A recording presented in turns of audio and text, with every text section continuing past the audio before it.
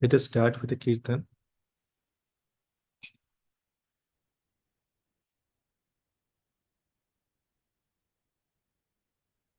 Namo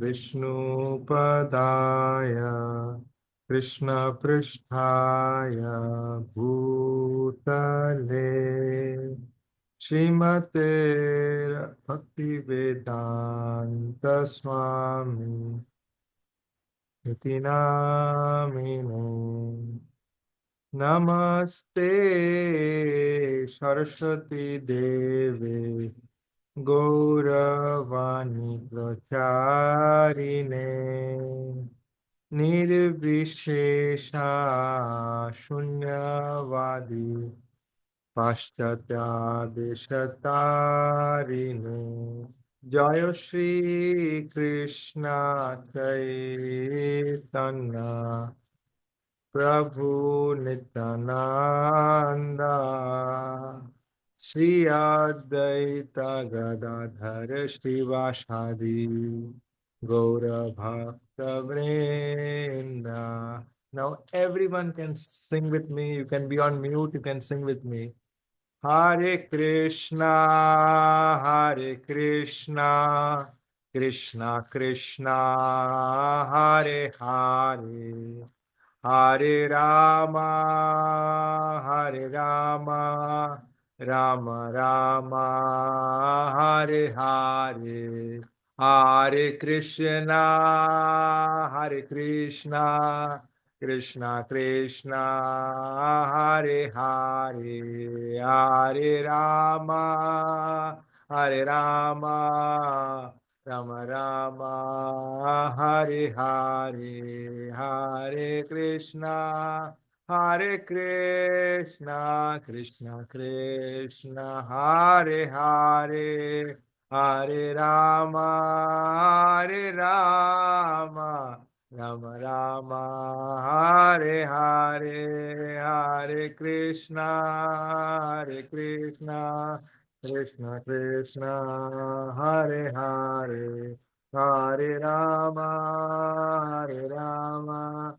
Rama Rama, Hare Hare, Hare Krishna, Hare Krishna, Krishna Krishna, Hare Hare, Hare Ram, Ram Ram, Hare Hare.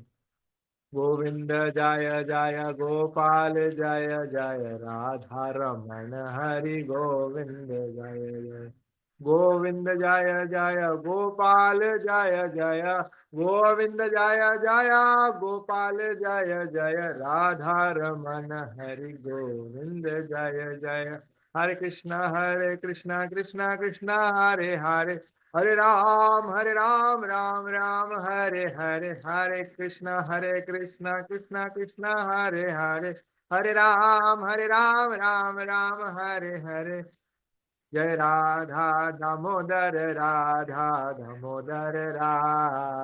जय जय प्रभुपाद जय जय Prabhupada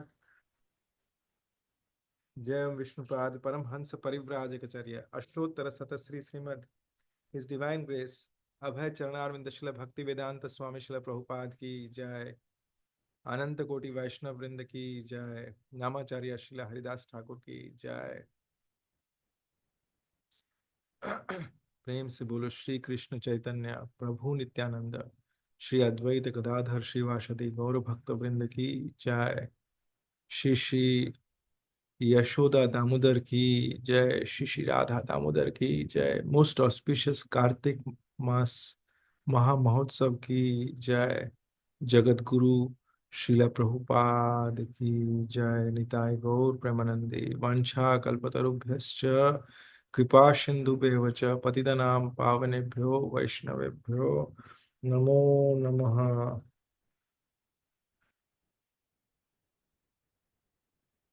We'll start with an invocation prayer. ॐ अज्ञानतिमिरन्धस्य ज्ञानाञ्जनशलाखया चक्षुरुन्मिलितं येन तस्मै श्रीगुरवे नमः. नमो ॐ विष्णुपदाय कृष्णपृष्ठाय भूतले श्रीमते भक्तिवेदांत स्वामिनिति नामिने नमस्ते सरस्वती देवे गौरवाणी प्रचारिणे निर्विशेषा शून्यवादी पाश्चात्य देश तारिणे मूकं करोति वाचालं पङ्गुं लङ्घयति गिरिं यत्कृपातमहं वन्दे श्रीगुरुं दीनतारणं परमानन्दमाधवं श्रीचैतन्येश्वरं हरि ओं तत्सत्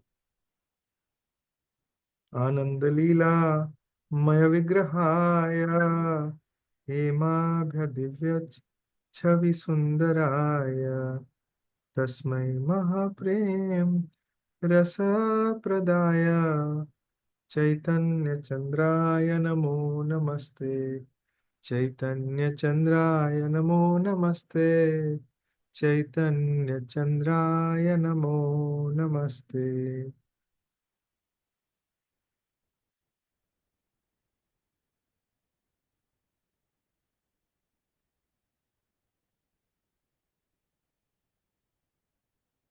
Hare Krishna.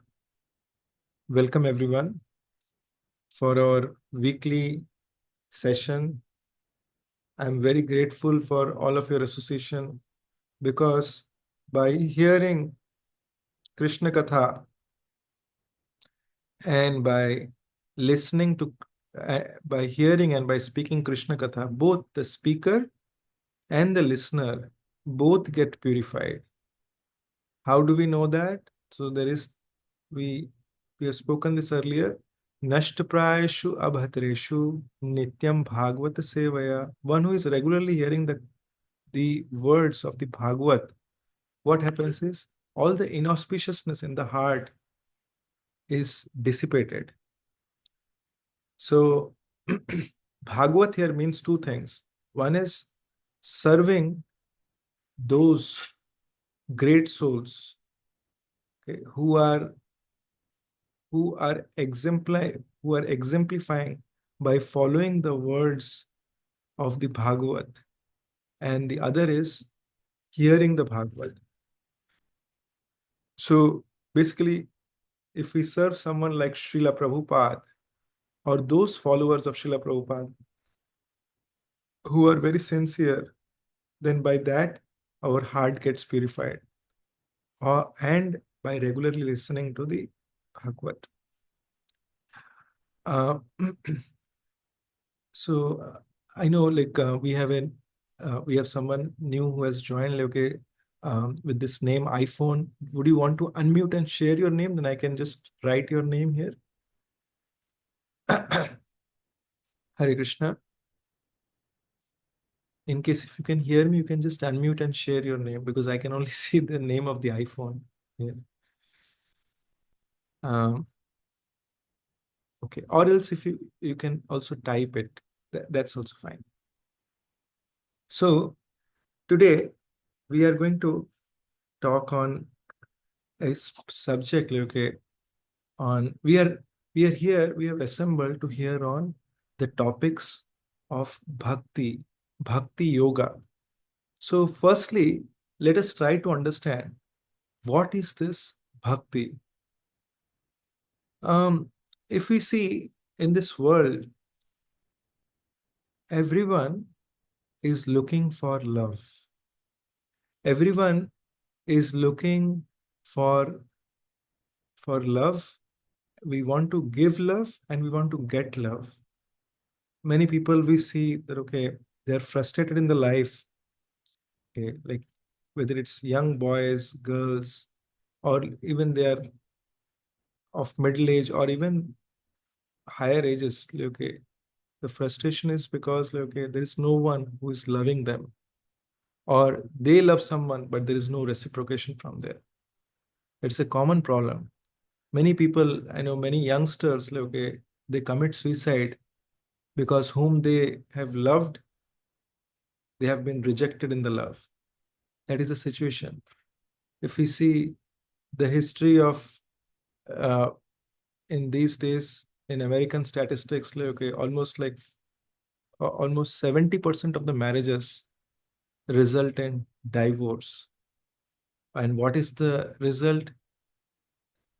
The divorce is because like, okay, somewhere like, okay, somewhere like, okay, the two persons like who thought at one point of time that they loved each other are no longer in love, and there is so much rejection, there is so much dejection, and because of that there is so much frustration. If you see, even in old age like, okay, when one passes away, the persons who are left behind, they are in deep sadness. Why? Because they have because they have lost someone who they love. So if you just look back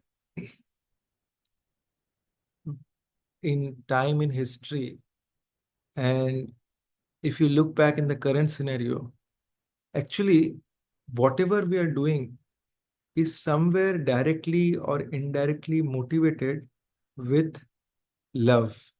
We want to, whatever we are doing all the day long, like, okay, let's say the man comes back and says, okay, to his family that, okay, all I'm doing is, why I'm working so hard is because I love you guys. That is why I'm trying to earn my living. It's a different thing that, okay, whether that would be respected at home or not. So we'll not get there. But that is why everyone is trying to contribute in different way. But in this world, here, let us try to understand this meaning of this word love. Okay, in this material world, the love is just a perverted reflection of the actual, true, genuine love from the spiritual world. So, if that's the case, then what is that love? We'll come to that. But before that, let us try to understand what is the situation so that we can relate. Okay, what is the situation in the material world? See, we are trying to run after so many things. Like, okay, we like holidays, we like vacations. Like, okay, we are going here, we are going there, we are running across across so many people. So many places. We are trying to make a living. We want more money. All the different type of things. Like we need, all these are driven by, we need more comfort and enjoyment for us and people whom we love. But as a result of that, what is our situation? Krishna says that in this material world, we are afflicted with three kinds of problems. What are those problems? These problems are Adhyatmic, Adi Bhautik, and Adi Devik. Adhyatmic is that problem which is due to uh, problem due to body and mind.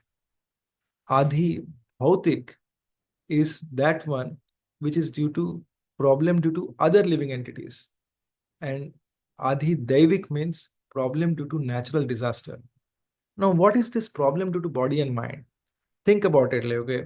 See, most people, like, okay, if someone, uh, like, whether we want or we don't want, we we come across some kind of diseases. Now, that disease may be as simple as cold and cough. It may sound simple, but like when someone is having cold or cough, like, or pneumonia, they are put in very difficult situation. There are people who die out of cold also. I know someone like a, I've shared this earlier. Like I know someone who had very simple cough and cold. Now, it may seem like, okay, what is so big deal about that? But this person ignored that cough and cold, and as a result of that, the the congestion reached the brain, and because of a brain infection, this person went into coma, and this person was in coma for several weeks.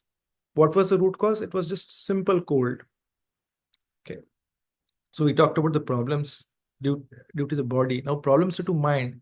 In these days, this is very common thing. Okay, everyone is subjected to stress, depression, okay, rejections. Like, okay, mind is always disturbed. Like, okay, if you see, if we ask ourselves, how many of us will be there who can focus our mind for a good only 5 minutes? Is there anyone? Maybe you can raise your hand. Like, okay, you think like, okay, we can focus our mind for 5 minutes. Okay, so yeah, I think we understand that. Okay, it is something that we cannot focus our mind even for just 5 minutes. We have cell phones. Like, okay, here the cell phone rings. Like, okay, we may think that, okay, I want to focus. It does not work that way. So this is the problem to body and mind. We talked about it. Problem to other living entities. We may be good. We may be doing everything good. We may be in a work environment. We are in a good position, but we may have a very pathetic boss, or we may be subject to a very difficult condition in our family life. We may have difficult characters in our family life who are always putting us into difficulty, or we our family members are also okay, or maybe we are having some trouble in the family with the boss, but additionally okay, or it could be, and or there is a dog who is barking, or whenever I come back home, like I try to sleep, the neighbor puts on some loud music and like I'm not able to sleep. So it's problem due to other living entities, and problem due to natural disaster. We can see that like, okay, just very recently we had this um, this storm uh, in Florida. Okay, there was a cyclone in Florida. We just very recently, 2 days back, we had cyclone in in the eastern part of India, in very close to Jagannath Puri, affecting all several parts of Orissa, affecting several parts of West Bengal. So now we may say that okay, we have very advanced technology. What is the advanced technology able to do? Is it able to stop a tornado? No, it's not able to stop a tornado. At the most, they can see the satellite and they can see that okay, oh, the tornado is coming. Let's evacuate. Let's evacuate. So, and but they can predict to some extent that okay, to which direction it will come, but where it will turn from there, no one knows. So, which means why I'm saying this is, which means that in this material world, we are subject to material conditions. Okay, and at every point of time, Krishna is saying, Padam Padam Yat Vipadam. At every step, there is a danger. There is a danger in every step, which, whether we accept or not, most of us, we do not realize that there is danger at every step. It's a very, very dangerous world. And in this dangerous world, okay, we may be driving. We are just, we drive to work, we drive back home, or we may be traveling by train, or any such, we may be crossing the road. We don't know what point of time danger will strike us. Okay, every time we are driving, we are coming back safe. Okay, it is a surprise, because if you I have stayed in Mumbai. Is there, I think, other than Lalu Kaku, is there anyone from Mumbai? Has anyone been to Mumbai? uh, I know yeah, Yes, Prabhuji, I've been for 15, 20 days, not more than. yeah, and also like okay, Param Prabhu, you stay in Gurgaon, so Gurgaon is Yeah. also not very different. I was going to talk about the traffic uh, Yes. in these places. So the traffic is so deadly that okay, no matter, I mean, you can like it's like from anywhere something will get in. The next moment there is something waiting to get in. So with this situation, okay, there are uh, we have to understand that at every point of time, okay, we are subject to danger. And if we are uh, just, if we look at this world, we are trying to do so many things, but of course within the day, like, okay, we go through cycles of up and down, up and down, up and down. That is the nature of this material world. We talked about this last week, that happiness and distress are like summer and winter. Now, how many of us are there, okay, who want to be in this kind of a situation? Anyone who is thinking that, okay, how do I get out of this problematic situation permanently? Because see, if we are in a problem, whether it's a health issue or any kind of, it's a problem related to work, I'm stuck up, like, I don't know how to do this work. Like, we try to figure out what are the solutions to this problem. So similarly, if anyone is thinking that, okay, how do I make a solution to this problem? Like, okay, constantly I am put up in problem. Like, okay, oh, I think I am doing well, but immediately there is another problem that is going on. If someone is thinking in these lines, how can I find a permanent solution to this? That person is qualified to get spiritual education. Athato Brahma Jigyasa. One who inquires in this topic, like, okay, how do I get out of this problematic world? That person is qualified to receive spiritual knowledge. Okay. So, so the thing is, so we have to understand that now, what is this spiritual knowledge? What is this? What is this? What is this spiritual knowledge after all? So we started talking about the topic of love. Everyone is trying to love. We have to understand that if someone is trying to love someone in material world, it is like this. In English, if I have to say, it is said like, you scratch my back, I scratch your back. That is, as long as you are good to someone, they are good to you. Okay. So you could be good to someone for 50 years. You could be good to someone for 10 years, for a good 5 years, for a good 2 years, whatever is the relation period. But the one time, like, okay, you fail to be good, or you did not meet the expectation, what happens? Oh, there is a serious distress. There is a fight. Why? Why there is a fight? Because we are in Kali Yuga. Is there anyone here who has not heard the word Kali Yuga? Okay, I suppose every one of you have heard it. Kali Yuga means the age of quarrel and hypocrisy. Quarrel. Okay, there is quarrel at the blink of an eye.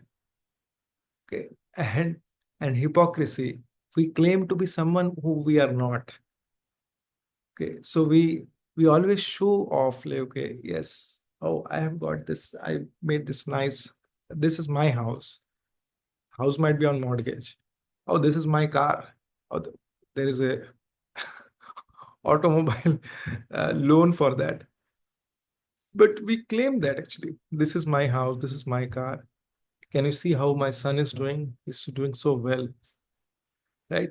So, but what happens is, like, okay, if we delve deeper into the person's life, we see that, okay, oh, that's true. Like, okay, this automobile loan. Oh, they're really struggling in this area, or in relationships. So we want to make a permanent solution. Is there anyone who wants to make a permanent solution to this? Is there anyone interested to make a permanent solution to the problems of the life? So yes, Lalu Kaku, I know you are. All of us are interested to come out of this problem. Yes. So when we want to make a permanent solution, then Krishna is telling, and our Srila Prabhupada is explaining to us that through this Bhagavad Gita, Krishna is saying that this is a material world, but there is a world outside of this, that is the spiritual world. It is a world where where someone can really, yeah, I'm just muting everyone. So in this spiritual world, it is a world where one, if one is interested to go there, Okay, what happens if one goes there? See, what happens like when we go to, let's say, Universal Studios, okay, in Orlando, or like, okay, the Disney park, like, okay, what happens? Is there anyone like, okay, I hope like everyone has gone to vacation places, okay, but let's say someone tells us, hey, I have been to Los Angeles. You just hear this much, okay. How many of us will travel there to Los Angeles? I mean, because I don't know what this Los Angeles is. I will not travel there. But if someone says, oh, you know what, like, okay, I've been to this Disney World and there are some nice rides for kids. And um, oh, by the way, like the beaches in Florida are nice. Like, okay, if you go to the Florida, you can cover these places, and there are some nice places that you can visit. Your kids might like it, and there are some fun activities there. When you hear that, what happens? You develop a desire. Oh, okay, I did not know about this. Let me visit there. So similarly, like bhakti is all about trying to understand, okay, what is there in the world outside of where we live. Okay. And there are several, we are living in the in earth, okay, which is part of one of the universes. So there are unlimited number of universes, and outside all these universes are part of the material world. Outside of this material world, there is a spiritual world.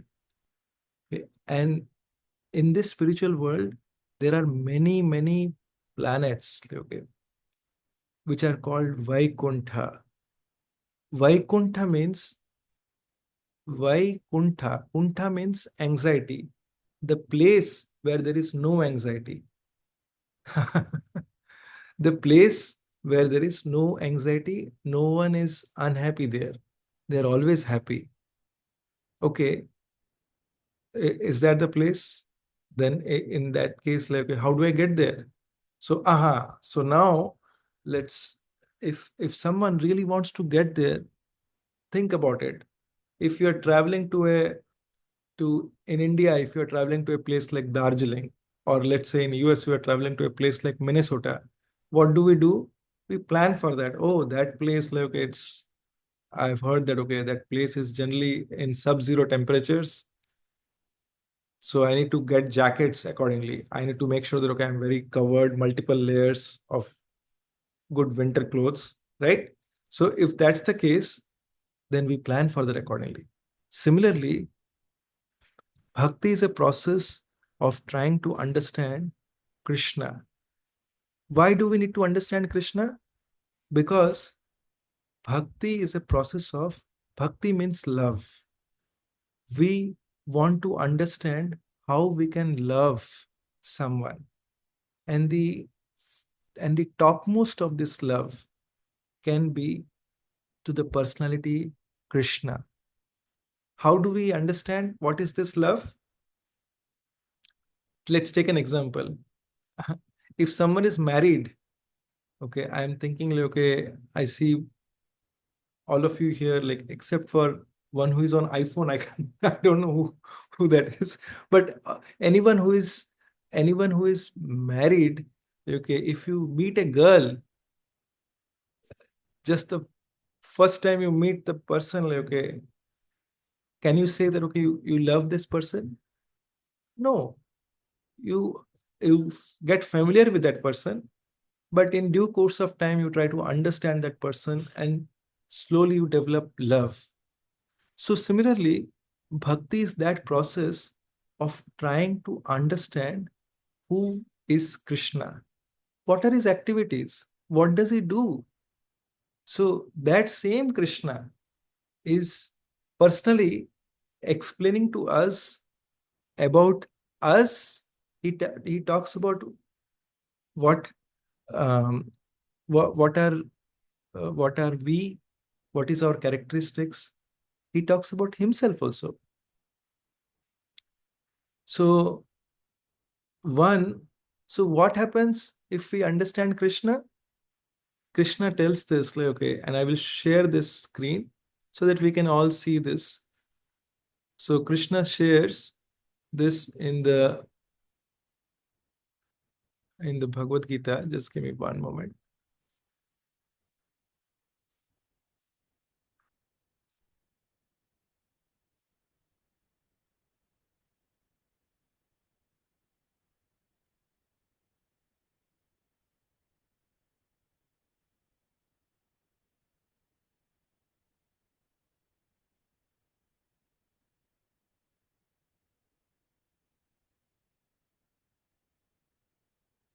So Krishna, he shares this in the Bhagavad Gita here.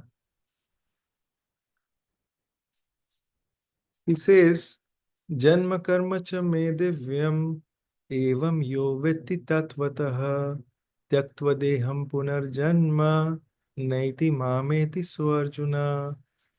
One who knows the transcendental nature of my appearance activities. Krishna is saying this. One who knows the transcendental nature, that is divine nature of my appearance, that is how he appears on this planet, and his activities, does not, upon leaving the body, take his birth again in this material world, but attains my eternal abode, O Arjuna. That means what Krishna is saying? Krishna is saying that, okay, one who has tried to understand Krishna, on leaving this body, he no longer takes birth in this material world. That is Krishna. So that Krishna is giving us uh, is giving us the opportunity while we are in this body to understand him, so that in the very next life, like, okay, if we have understood him, then after at the end of this life, we don't need to come back to this particular body. Okay, so if that's the case, so we have understood that, okay, we have to understand his Krishna and his activities. That is the subject matter of Bhagavad Gita. Okay, so what happens when one understands Krishna? One goes back outside of the realm of material world, and he goes back to Krishna's abode. That is called, that is what Srila Prabhupada says, back to Godhead. So how can one understand Krishna? We are we are in this material world, okay, and in order to understand, see, Krishna is not like, if we read a book, like, okay, we can understand Krishna completely. We are not in a purified state of consciousness. Like I have spoken about this earlier also. We all take bath. Like, I hope there is no one in the group who does not take bath daily. But let's consider, like, uh, if there is someone amongst us who is not taking a bath regularly, what happens? It's been 4 days one has not taken a bath. 7 days one has not taken a bath. 10 days one has not taken a bath. 15 days, like, that person will be stinking. And as a result of that stinking, what will happen is no one will try to go near him. Oh, he smells so bad, right? So now we take a bath to externally clean our body. Just like we take a bath to externally clean our body, similarly, we have to clean our heart also. Why do we need to clean our heart? Because from millions of lifetimes, our heart has been clouded with so much contamination. I gave this example in the previous session. I said that, okay, let's say there is sunlight here. Okay, there is complete sunlight, very bright. But see, in my hands, I have this kartal. Okay. And just right next to the sunlight, I come and stand. And what I do, I place this kartal here on my eyes. Okay. What will I see? It will be complete darkness. Okay. Although the sun is so bright, what will I see? Rabani, what will I see? Will I see light if I put the kartal on my eyes? You can see red light. I can see red light. But let's say if I put this kartal in front of my eyes, here I've put it. Now what do I see? Nothing. I see nothing. It is completely dark. So because of that, like, okay, because I have exposed, because I have put kartal in front of my eyes, I don't see anything. So similarly, our heart is also very clogged with contamination. What is the root of all this contamination? I am carrying this contamination through millions of lifetimes. Okay. And there are different forms of this contamination that are constantly bothering me. What are those forms? Like, okay, there is anger, like I'm dealing with anger issues. Then there is envy in my heart. Okay, then there is pride, right? Similarly, so many issues like that are going on in my heart, and I'm constantly dealing with that.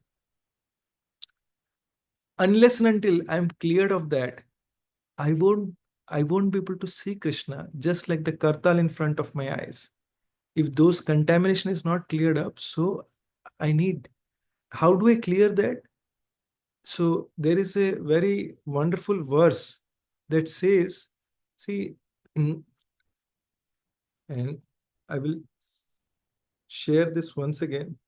And why I'm sharing this is because just by sharing the answers to all our questions are there in our scriptures. It's just that, okay, we have to do skillful reading. That way we understand. So this is a verse from the Bhagavatam. It says, Kaler dosha nidhe rajan asti hai eko mahan guna kirtana deva krishnasya mukta sanga param vrajed.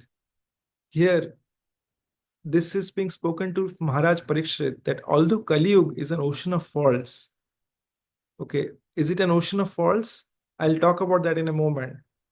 But there is still one good quality about this age. Simply by chanting the Hare Krishna Mahamantra, one can become free from material bondage and be promoted to the transcendental kingdom. So let's talk about this. Do we see this Kali Yuga as an ocean of fault?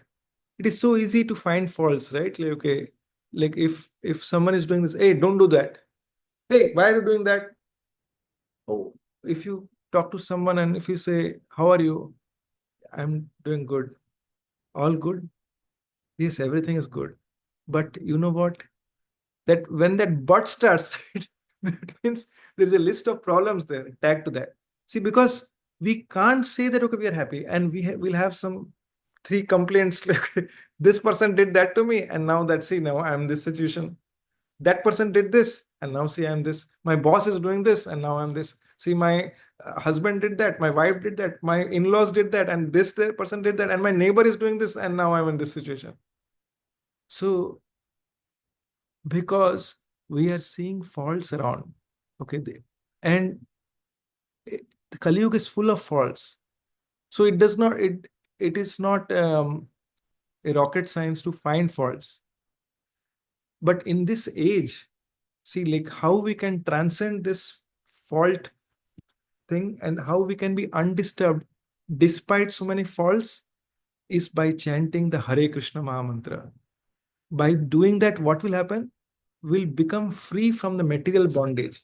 What does it mean to become free from the material bondage?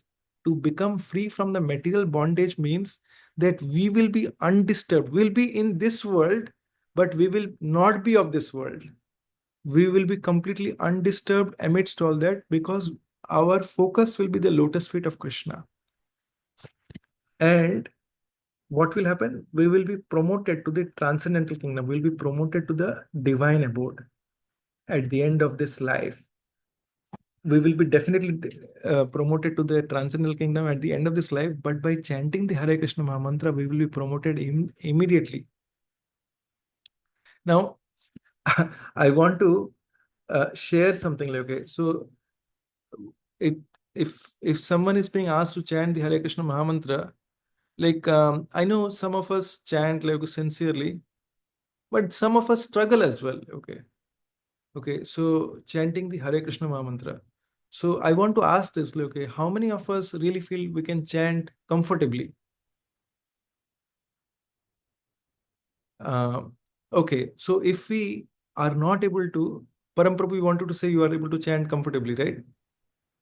Uh, what I have recently noticed is like if I get up early in the morning and I chant, my chanting is more good rather Yes. than when I chant throughout the day, because at the back of the mind I think like, okay, I have to do this, I have to reply to this mail, oh, okay, someone has pinged me. So these are the challenges that I am noticing recently. So I would not say that I can chant comfortably. Yes, very nice point. That means what Paramprabhu is saying here is like, okay, chanting when someone is chanting early in the morning, it is preferably in the Brahma Muhurtam time, 30 minutes before sunrise when someone is chanting. So that is why devotees try to chant like from 4:30, 5 o'clock onwards. Why that is helpful is because at that time the mind is vacant. The mind is not preoccupied with other thoughts.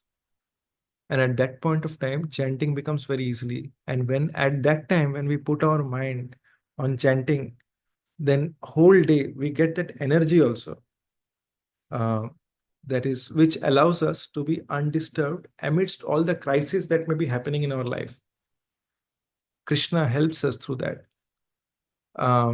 It is just like if we have to catch a flight in the while we are going to the airport. If we are going in the rush hours of office timings, then we try to keep a buffer of 2-3 hours so that we can reach the airport. But if it is early morning time, 4 o'clock, no problem. It is 20 minutes from the airport, I'll keep 25 minutes.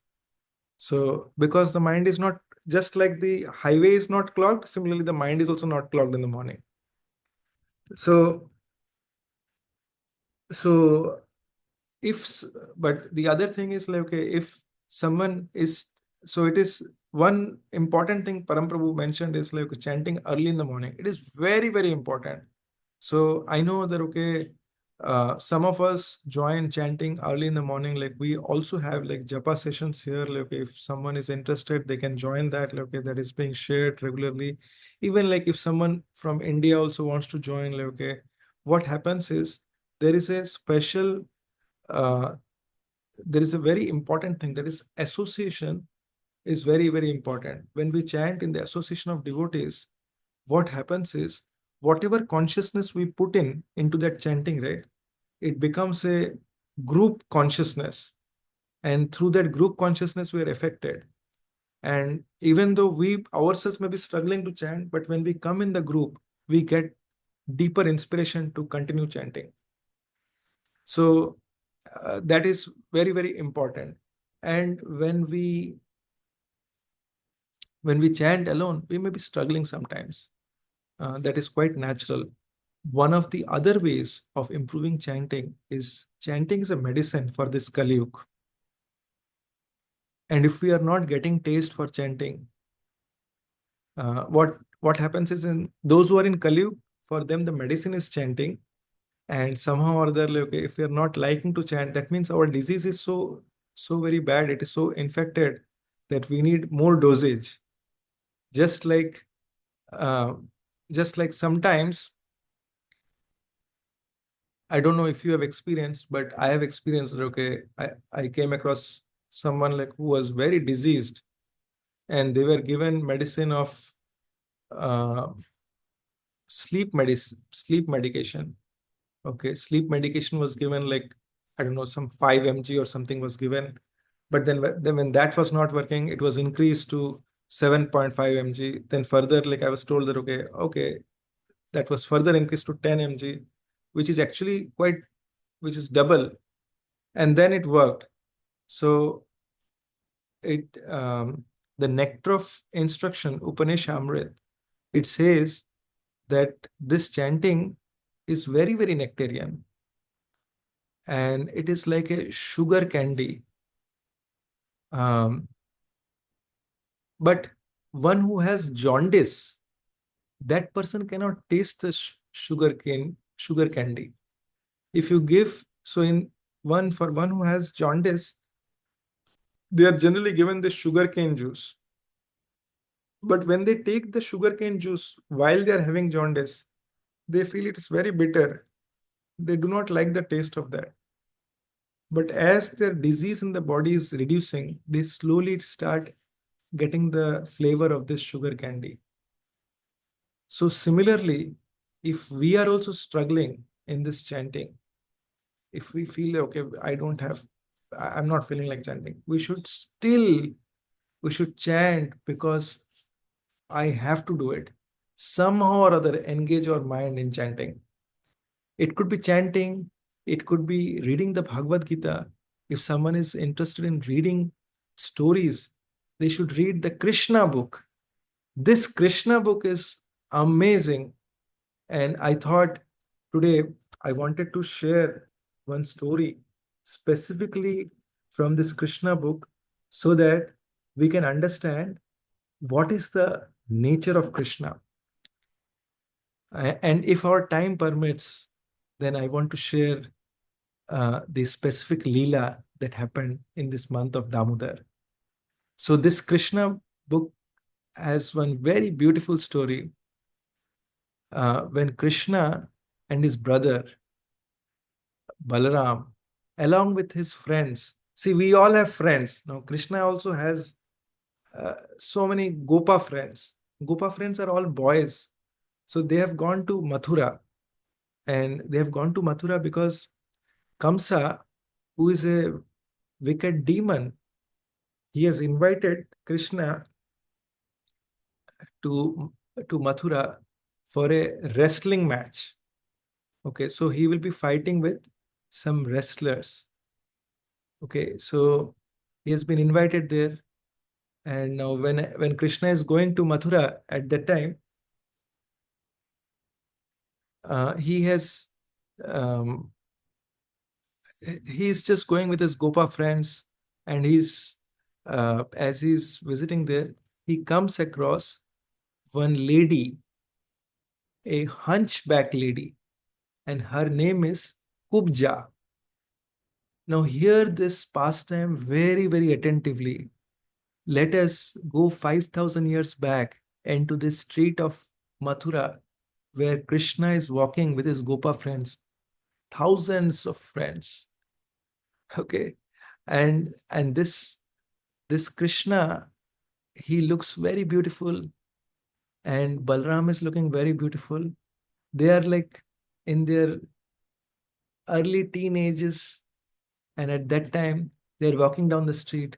They see this hunchback Kubja. She's very ugly, very, very ugly. And you know what she does? What is the job that she does? She is a she prepares perfumes for Kamsa. She removes the flower extracts and prepares perfume for Kamsa. So she's carrying all this she's carrying all these perfumes for Kamsa. And in her entire life, like Kamsa is happy with whatever. She's the best perfume maker. She has been kept in the job, but everyone always derides her. Everyone says, "Oh, she's so ugly. Oh, she's like this. Oh, like this." No one has really appreciated her in her entire life. And that Kubja, Krishna, as she's walking down the street, Krishna sees him, and Krishna says, "Oh, beautiful lady, what is it that you're carrying?" And Kubja is so amazed. She's surprised that, okay, who is this? Who is appreciating her? She's very old, very hunchback, actually, and very ugly. And someone is calling us beautiful. She says, "Okay, I'm carrying this perfume for Kamsa. Would you like to give us?" No, she says, "I'm carrying this perfume." And then Krishna says, "Would you like to give me some perfume?" And then Kubja says, "Yes, sure." And Kubja knows that, okay, this is Krishna. She is the most, uh, sh- Krishna is the enemy of Kamsa. She is Kamsa's servant. She is walking in the street. If anyone sees her giving anything to Krishna, she could be in trouble. But what she does is she takes that perfume, she applies it on Krishna. Krishna's color is very dark. So what she does is she takes some color combination which are bright in color, applies it in Krishna's face very nicely, decorates it with that. It has the flower colors, dark flower, bright flower colors, and it has very nice perfume also. And then she just loves applying that. And then even though she was not asked, she goes ahead and starts applying it to Balramji also. Now Balram is a white color, and she applies dark colors in Balramji's face to decorate his face, and with very nice perfume. And then she starts applying it to all the Gopa friends also, okay, of all her friends. And as seeing this, Krishna becomes very happy, and everyone in the street is watching, like, okay, what is this lady up to? This is Krishna, this is Kamsa's enemy. Okay, and Krishna becomes very happy seeing her service. When she's doing this service, then Krishna, what he does, because she's hunchback, she's like bent like this. Okay, Krishna, he puts his he steps over Kubja's feet and holds his feet with his toe. Okay, and then he touches her this chin, underneath this chin he touches, and Krishna does like this. And as soon as Krishna does like this hunchback lady, her complete hunch is repaired. She becomes very straight, and suddenly she becomes very extremely beautiful, young, angelic type of body. And by seeing this, everyone, they're very surprised. Oh, this lady who was so ugly and hunchback, this person became like an angel. She looks like she does not look from this world altogether. What did this boy do? What did this little boy do? Now, this Kubja, before that, she was giving the perfume to Krishna. So now everyone thinks that, okay, oh, let me serve Krishna. Oh, Krishna, I have this watermelon. Please take this. Oh, Krishna, I have this coconut. Take this. Oh, Krishna, I have this. Please take, please take, please take. Because now everyone wants to serve.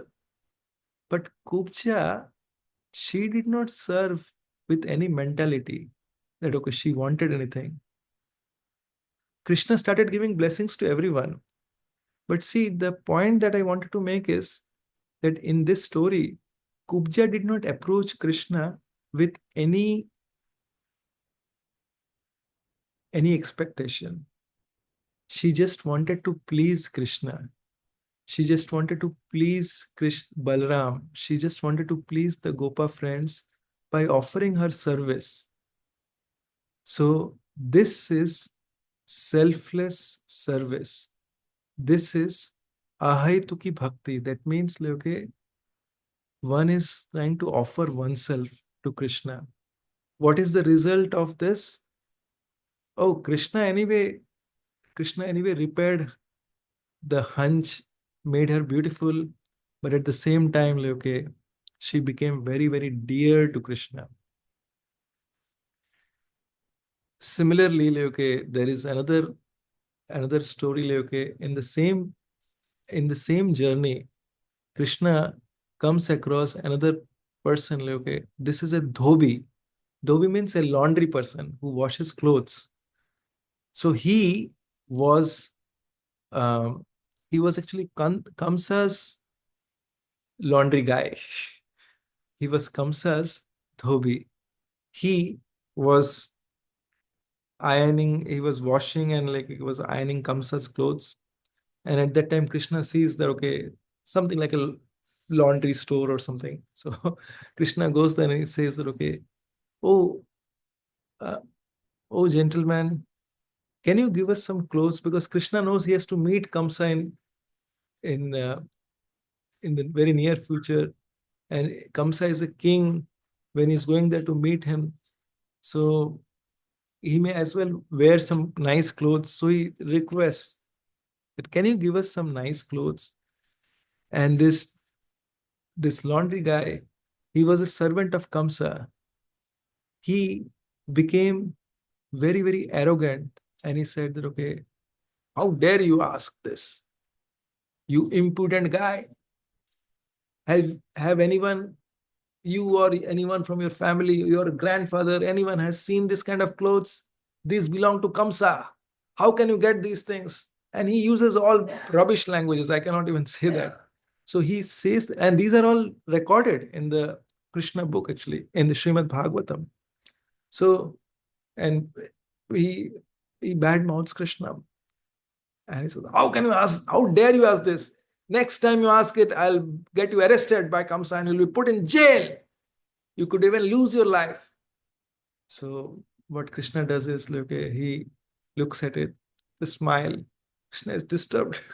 What is this guy up to? And then he just he puts he takes a one thin streak of grass and he puts it like this, and this just touches him here.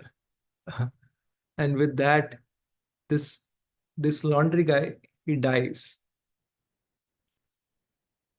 So there is a there is also a, this was also in the same journey, like when Krishna was walking in Mathura, and then Krishna meets a third person. This third person, his name is Sudama. He's a he, he has a store for all these flowers. He makes flower garlands. So when Krishna goes there, he he asks this flower garland storekeeper, can you give me a flower garland? And this Sudama, on seeing Krishna's beauty, he offers Krishna garland. He gives Balram garland. He gives the best of garland to all his Gopa friends also, everyone. Like, okay, that okay, they can all get this garland. And this flower, Sudama says that, okay, oh Krishna, you have come here. It is my such great fortune. You have come, you have stepped into my store.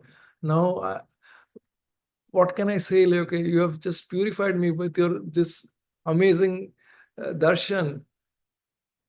Please tell me, how can I serve you? And he anyway gives the garland also, and Krishna is very pleased with him, and he says that, okay, I'm very pleased with you, Sudama. Why don't you ask me for 3 boons? So any 3 things you can ask me. Huh? 3 things. Rabani, if you are asked 3 boons, what will you ask?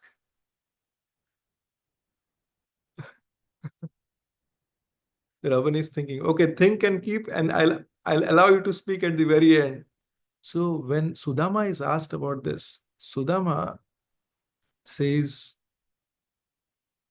now we might think that, okay, this devotee, Sudama, he might say, oh, no, Krishna, I don't need anything. But that does not happen. So he asks things. He asks that, okay, oh dear Lord, please bless me so that I can develop unflinching love towards your lotus feet, so that I'm always unmotivated and uninterrupted in my devotional service towards your lotus feet. This is the first thing that he asks. Unmotivated and uninterruptedly, I want to serve you. Okay. Unmotivated means without any selfish interest. Okay. I do not have any ulterior motive. It's not that, okay, I will do bhakti and I want to get this thing out of you. And second is uninterrupted. So generally, like, interruptions come in our life.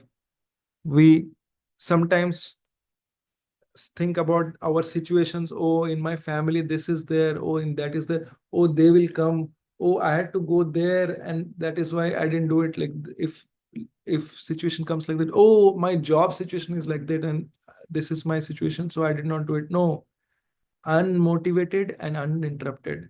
Second is, he asked for this phone. Oh Lord, please bless me so that I can always be friendly to all your devotees. So he wanted to be friendly with all Lord's devotees. And third thing he asked for is, oh Lord, please bless me so that I can be compassionate to all the other living entities. He wanted to be compassionate to all the other living entities. That means, like, okay, whatever way he can help others, like, okay, he can do that also. So these are the 3 things, and Krishna grants him that. Krishna says that, okay, not only I grant you these 3 things, but also I grant you good health, and you will live your life happily, you will enjoy your life happily, and at the end of this life, you will come back to my abode. Krishna grants him that boon. So, and what happens? So, since Rabani is here, I want to tell, do you know, Rabani, what happens if one goes to Krishna's planet? It is very interesting. What happens when one goes to Krishna's planet? Um, when one goes to Krishna's planet in the spiritual world, one is extremely overjoyed because one can be Krishna's friend. See, as Krishna's friend, you get to play with Krishna, you get to fight with Krishna. You, you and what is the result of fighting with Krishna? Like Madhumangal, who is Krishna, Subala, Madhumangal, Subala, they always fight with Krishna, and who loses in the fight? It's Krishna who loses, and they defeat Krishna. that is the relationship of Krishna with his friends.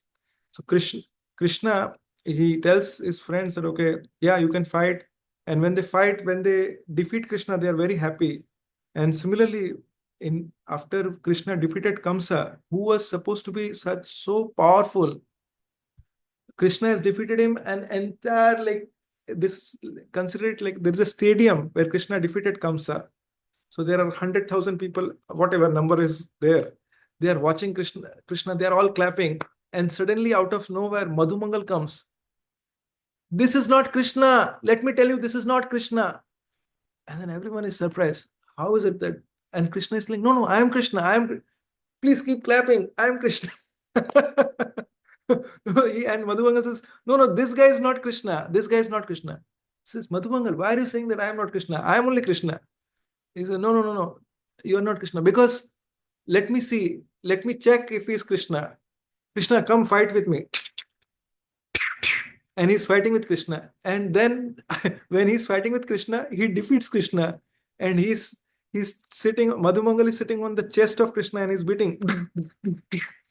And after that, Krishna is defeated. And then Madhumangal says to everyone, no, no, I was wrong. This is only Krishna. I was just wondering how could he defeat Kamsa when he gets defeated by me. But when I could defeat him, I could understand that this is only Krishna. So it's not that Krishna wants to get defeated by his devotees. Krishna wants to accept defeat by his devotees out of their love. This is Krishna. This is Krishna consciousness. So let me summarize the pastime that we said. In Kubja's, so if we talked about these three characters whom Krishna met with Balram and his Gopa friends when they were on the way to Mathura. We talked about the Kubja. Kubja was very old, hunchback. Okay, she was a servant of Kamsa. Okay, when Krishna asked her for this perfume, she gave this, taking all risks of her life, to Krishna right in the middle of the main road when others could see. She was actually Kamsa's servant. She knew she was giving this to Kamsa's enemy, that is Krishna. But out of loving affection for Krishna, she gave it. And how Krishna reciprocated? He removed Kubja's hunchback. He made Kubja like a demigoddess. He made Kubja like an angel. And she became very beautiful. She lost her disease and she became very, very happy, blissful. And everyone was coming to Krishna to offer their thanks. When we offer something to Krishna, it never, never goes in vain. Secondly, we heard about the story of the laundry person, Dhobi. This person treated Krishna badly and he was killed. And the third person is the flower garland person, Subala. Subala was given the chance to serve and he served Krishna in the best possible way. He served with his best flowers and Krishna gave him boons for that. Okay. So there is one thing that is very similar here. There's one thing very common here. Krishna gave all three of them a chance to serve. Kubja took all the risks to serve. Subala gave the best thing that he had to serve. Kubja also gave the best thing that she had to serve. Okay, and then Krishna reciprocated both of them. The Dhobi also had the opportunity to serve. Okay, the Dhobi did not serve Krishna, and as a result of that, he lost his life. What can we understand from this? We can understand that we all will anyway lose our life at one point of time. We are in this material body, okay, and all our forefathers, they have lived in this body and they have also given up their body at one point of time. So we all also have to give up this body. We will not be permanent in this body. But while we are in this body, by choice, we can surrender, we can offer what we have to Krishna, or else at one point of time, by force, our this body will be taken away from us. And at that point of time, we do not want to be in that particular situation where we have no attraction for Krishna. I also want to mention one more thing. See, many people go to the temple to have what? Darshan of the Lord. Okay.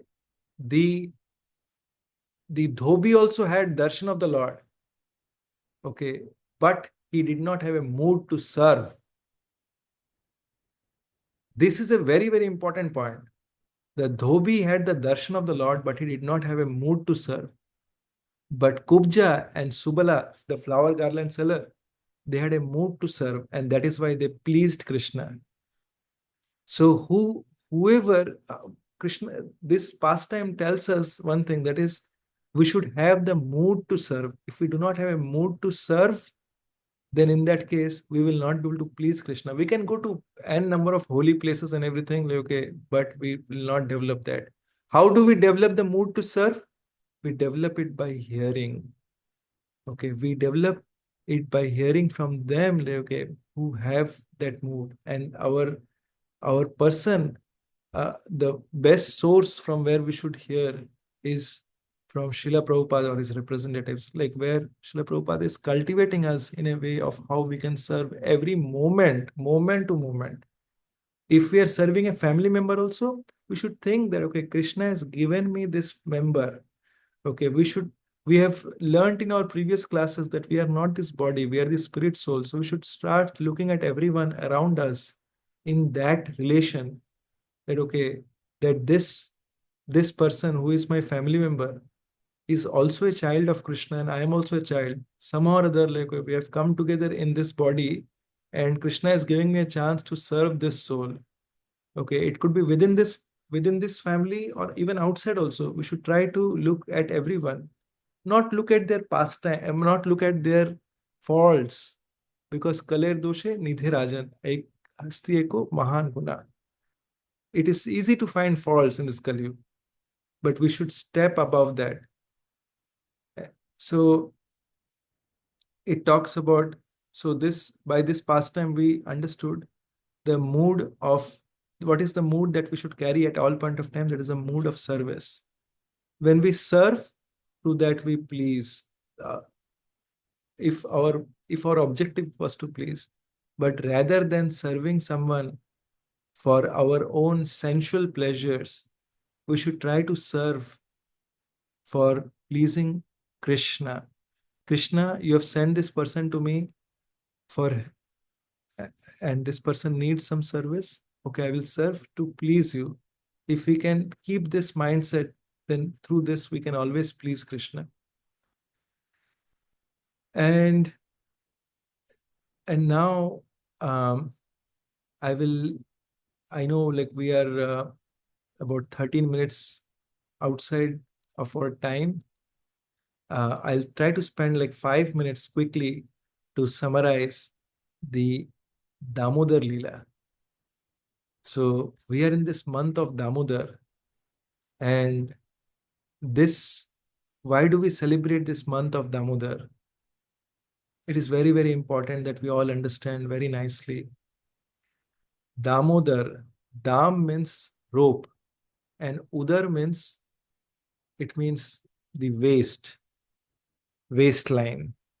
So in this month of Damodar, this particular pastime took place. It was the day of Diwali, and our little Bal Gopal, okay, he was sleeping, and his mother at that point of time, she woke up early to make some nice food items so that Gopal will not go outside and steal in others' houses. He has this habit of stealing butter. So mother was thinking like, okay, oh, why does he go outside? I kept so many maids to make this. No, no, these maids cannot make. I only have to make it nicely for Gopal so that he has it. So she woke up early in the morning, and by this, what is the message that we're getting here? That we have to wake up early so that we can. Mother Yashoda, who is in the pastime of Krishna, she also wakes up early to make this wonderful items for Krishna. So we should also wake up early, cook night items, offer it to Krishna. By this, we can please Krishna. So even if you see in temples, even in our home also, what we do is like, okay, we wake up first, okay, then we wake up the Lord.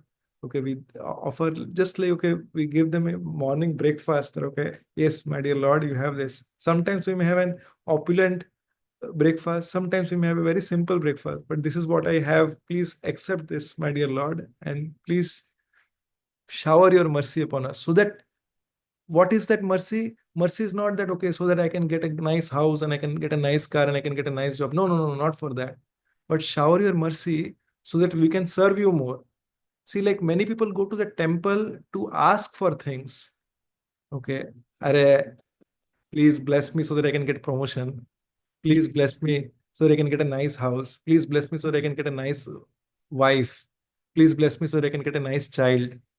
No, but we should not go for that. Think about it. Okay, for those who have children, they can correlate. If your child, as soon as you come from office, if they are just saying, "Papa, chocolate," 2 minutes done, "Papa, that game," "Papa, time," "Papa, let's go there," "Papa, that mall," "Papa, Papa, are Papa, Papa died now." Papa is no more there because Papa is constant. Because not even for one moment they said, "Papa, I love you." Okay. "Papa, are you doing okay? Papa, how did you spend your time so much? Can I massage your feet? Papa, can I take off your socks? Can I bring some water for you?" No, if we don't say that, like, see, if we always are like, "Papa, can we do that? Papa, can we go to that play area? Papa, can we do that thing, that thing, that thing, that thing, that endless list?" We are that child only. If we go to the temple and if we ask, okay, Lord, give me this, as soon as darshan, Lord, you will not, you are not seeing the darshan. You have gone there with a preconceived mindset. "Oh, my dear Lord, please bless me. I'm going through a lot of trouble, my dear Lord. If you can just help me, my dear Lord, that boss is troubling me. This that wife is troubling me. Or that my mortgage, like I have to pay that mortgage, and I'm having shortage of money." These are all fine, but you're having a darshan of the Supreme Lord. See, Krishna is right in front of you. Okay, and when you see that, just appreciate the beauty of Krishna. "Oh, my dear Lord, you look so beautiful, stunning look." See, now someone comes and tells us like, okay, if think about it, someone comes and tells, like here, our Param Prabhu is there, like, okay, someone comes and tells Param Prabhu, you look very handsome. Where did you, I mean, like, I think you have been doing some gym work, and like, okay, this, I think you changed your spectacles also. This looks very, you look very dashing, and this, that, like, okay, this comes in. And Param Prabhu is like, this person is very nice. We are always very appreciative of me. Krishna is a person. The difference is he's supreme person, we are an insignificant person. When we appreciate Krishna, right? Any way we appreciate Krishna, he is hearing everything. Just like it pleases us, it instantly pleases him. See, none of us like someone like, okay, he's like, "Hey, where did you buy the t-shirt from? You look so shabby in this." No. No, as soon as someone says like this, he's like, "Oh, this person always criticizes." You will not look like the t-shirt looks shabby. You think that okay, this person always finds some fault or something like that. It will not be the t-shirt's fault, it will be the person's fault. But if you say, like, okay, hey, somehow whatever you wear, you look so stunning. As soon as you say, "Arey, this person," I have to tell you that this person is so good. Always this person looks good in everything. We may be looking shabby only, okay, but this person appreciated. So, hey, you are so intelligent. How did you find this? Like, see, if you appreciate someone, right? Try this. Like, okay, at home, you may be fighting with someone, like you may be struggling with someone. Try this. Just appreciate them. Okay. Love reciprocates. If you genuinely appreciate, if you're just trying to flatter around, like, okay, for some ulterior objective, it will not work. But if you think that Krishna, this is, you have brought this person in my life. I genuinely want to appreciate this person. Try this. Try this at home. Try this in your surroundings. Okay. You will see they may not respond back in first time. Okay. If they're dull, it will take 2 times, 3 times, sometimes few years. But mark my words. It is not my words because Krishna is sitting in their heart as Paramatma. Reciprocation will come. So Yashoda Maya, she prepared this. Uh, she was trying to make butter. Okay. And she went to this grinding mortar. Earlier they used to prepare this. They had this stick and they'll have a nice drum, like, and on that, like, okay, they'll have all the milk, and from there they will churn the milk to make the butter.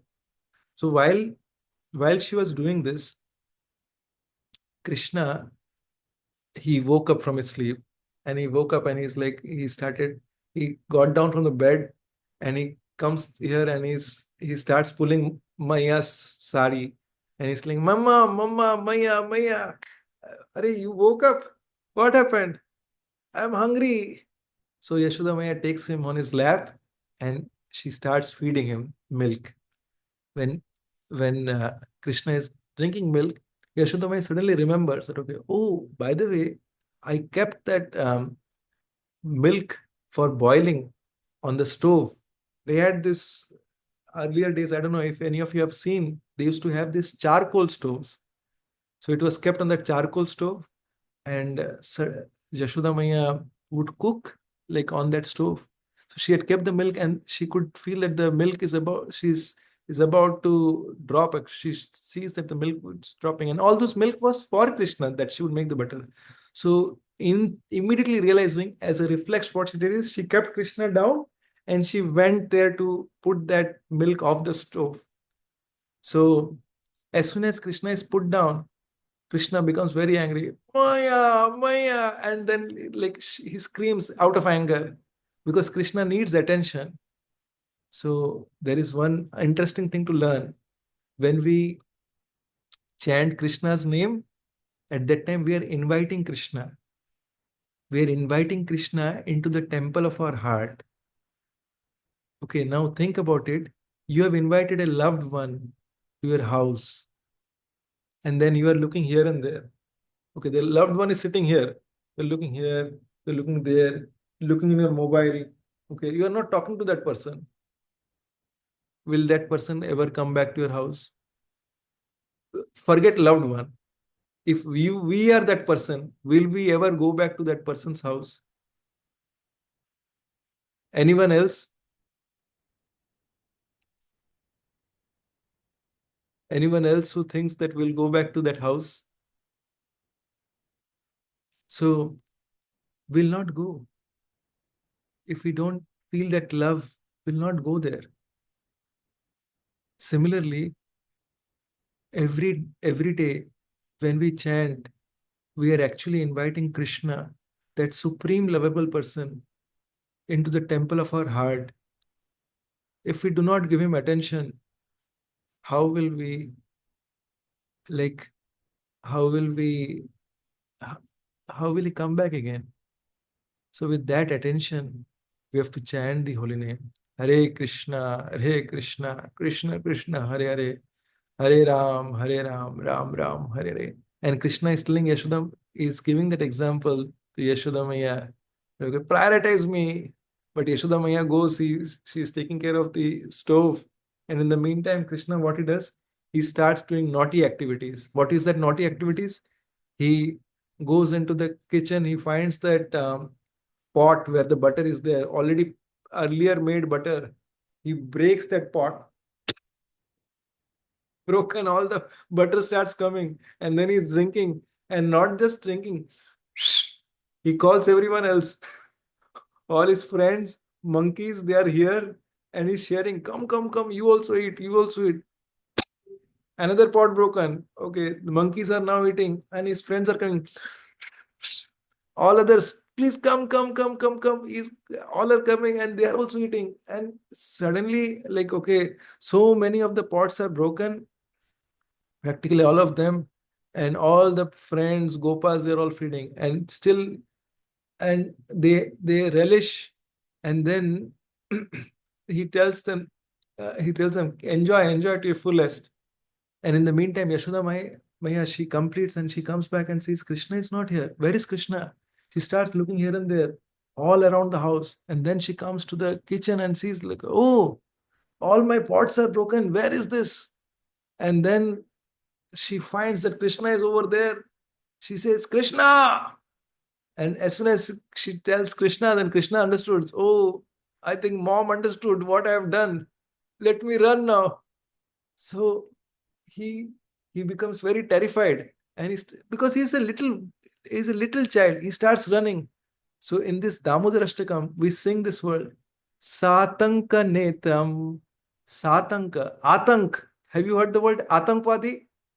Atankvadi means terrorist. Okay. And Atank means terrorized. Okay. With he's terrorized seeing his mother's, and his eyes are like, okay, his netram, his eyes are very big. Oh, mother is coming, she'll beat me. And mother picks up a stick in her hand and is like, okay, Krishna, now it's your turn, you will get beating. And then Prabhupada, what he used to do, Srila Prabhupada, whenever a new person will come and visit the temple, he would show that picture where Yashodamai is chasing Krishna. He would say, see this picture and tell me who is God here. You go to see, someone may go to God and say, oh Lord, please give me bread. You go to Lord for bread, but in our case, we tell that, okay, no, don't give me bread. I will feed you. It is my duty to feed you. You have to eat. This is your duty. So that's the thing. So what is bhakti? Bhakti means to develop that relationship with Lord where the Lord becomes dependent on us. Not that, okay, we are dependent on the Lord. How will be depend on him? How becomes dependent on us? With love. We'll feed you. Please be here. Please be in our heart. We want to lock you with the rope in our heart. So Yashoda Maya, what she does is she runs after Krishna and she ties, she brings a rope and she's trying to tie him to a grinding mortar. But then she falls 2 inches short. So she brings other ropes, she ties this, but every time she's tying it, she's seeing that, okay, it is 2 inches short. What is that 2 inches? Our acharyas say that it is that 2 inches signifies our endeavor and Krishna's mercy. it is it is our endeavor. We can do our endeavor, but without Krishna's mercy, nothing is possible. Okay, and Yashoda might ask all the gopis also to bring more ropes, but no matter how many were ropes they brought, okay, it was still 2 inches short. So at the end, Yashoda Mai is very tired, and then Krishna looks that her mother is tired, and Yashoda Mai is saying, "Arey Krishna, how do I tie it?" And then Krishna sees that, okay, his mother is so tired, okay, and he mercifully glances and she's able to tie it. So this month signifies that, okay, the month of Damodar. Dam means rope, Udar means waist. The month where Yashoda Maya tied Krishna, who is called Damodar, with the rope of her love. So one who is trying to follow this particular month, Damodar month, is also with the objective that, okay, we want to bind Krishna with the rope of our love in our heart. We want to engage Krishna in our heart. with that mood, if we try to worship Krishna, if we try to give our love to Krishna, then it is spiritual love. It is not like the material love that we talked about in the very beginning, which involves rejection, depression, and all these various rubbish things of this world. This is genuine love. This is true love. And we love everyone and everything in relation to Krishna, whether it's our family, outside, everywhere. And we try to give everyone genuine love. Hare Krishna. With that, I will stop. I know it has been late, but if anyone has any comments or any questions, we can take it from here. Hare Krishna. Thank you, everyone. Dandut Pranam. Does it's Damodar Leela ki jai, Srimad Bhagavad Gita ki jai, Grantraj Bhagavatam ki jai, Jagat Krishna Prabhupada ki jai. Does anyone has any questions or comments? Yes, Lalu Kaku, you can unmute and share. What I believe that you are supposed to be on the way of Mayapur today. How can I see you doing that? That was your program, no? We'll talk about that, Kaku. But what is the Okay. question about this particular class? Oh, this is very means. There is no question, but it is excellent. Very nice. Hare Krishna. Yes, I'll be traveling to Sridham Mayapur. Tomorrow I'll be traveling. Okay, okay. Yes. Nandini Priya Mataji wanted to share something. Hare Krishna, Prabhuji. Hare Thank you for telling wonderful Katha, like Leela of Damodar, Prabhuji. Thank you so much. Hare Krishna. Your health is good, Nandini Priya Mataji? Better, Mataji. I slept long. Yeah, Okay. I slept like 12 hours. Yeah, better, Mataji, like Prabhuji. Okay. Hare Krishna, Vatsal Prabhu. Hare Krishna, Prabhuji. Say Hare Krishna. Hare Hare Krishna. Krishna. Thank you. Very nice class, Prabhuji. This is Tulsi. Yes, this is Tulsi. Hare Krishna, Tulsi. How are you? Hare Krishna. Say Hare Krishna, beta. No. That's fine. No. Hare Krishna, Prabhu. Hare Krishna. Thank you for darshan of Tulsi. Hare Krishna. Yes, Prabhuji.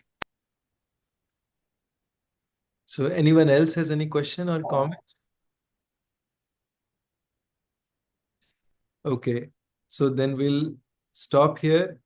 I'll be traveling from tomorrow for 2 weeks to Sridham Mayapur, but I'll be this classes will go on while I'm traveling as well, and as you all know,